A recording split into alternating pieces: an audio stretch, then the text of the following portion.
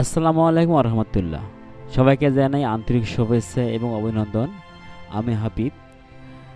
আজকে Vivo Y11-এর lighting যে সমস্যা, এর সমাধানের এর সহজ উপায় আপনাদেরকে জানিয়ে দেবো এবং সঙ্গে ডায়াগ্রাম দিয়ে দেবো। যারা আমার চ্যানেল নতুন তারা অবশ্যই সাবস্ক্রাইব করবেন এবং লাইক কমেন্ট অবশ্যই শেয়ার করবেন। কোনো জানতে চাইলে অবশ্যই কমেন্টে জানাবেন, ইনশাআল্লাহ সমস্যা সমাধান করে দেবো। বন্ধুরা, যে আপনারা প্রথমে যে ভিভো Y11-এর লাইটিং একটা কমন সমস্যা। এই লাইটিংয়ের সমস্যার ক্ষেত্রে আপনারা প্রথমে দেখবেন ডিসপ্লের সকেট ভালো আছে কিনা এবং মাদারবোর্ডের সকেট ভালো আছে কিনা। যদি এগুলো ভালো হয়ে থাকে তাহলে অবশ্যই ভালো এবং কাজ করা সহজ হয়ে যাবে।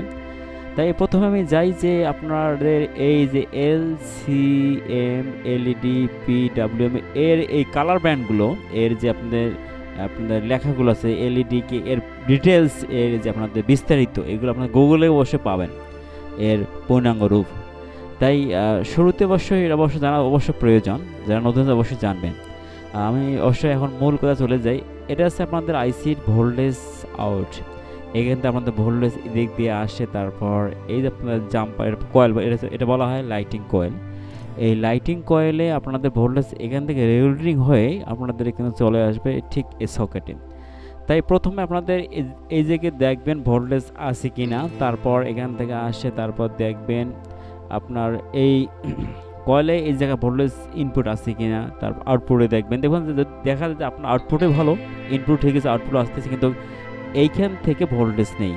তখন আপনারা অবশ্যই এইখান থেকে জাম্পার করে দিলে হয়ে যাবে। আপনাদের এই ভোল্টেজটা মাপবেন যে ভোল্টেজটা ঠিক আছে কিনা। এখানে মূলত কাজ হচ্ছে আপনার প্রত্যেকটা ভোল্টেজ মাপেই দেখবেন যে আসলে ভোল্টেজ একুরেট আছে কিনা। দেখা গেল ভোল্টেজ একুরেট নাই, তাহলে আপনাদের যেখান থেকে নাই সেখান থেকে আপনাদের জাম্পার করে দেন, ইনশাল্লাহ হয়ে যাবে। কিন্তু প্রত্যেকটা আমি দেখাচ্ছি, প্রত্যেকটা সকেটের আপনাদের এখানে ধরবেন, দেখবেন যে ভোল্টেজ এখানে আছে কিনা, এখানে আছে কিনা। তারপর না থাকার অবশ্যই আপনারা এইখানে ধরেন এইটা, এখান থেকে আপনারা এখানে জাম্পার করে দেন, ইনশাল্লাহ হয়ে যাবে। দেখা যাচ্ছে এই জায়গায় ভোল্টেজ নেই, এখান থেকে জাম্পার করে দেন, হয়ে যাবে।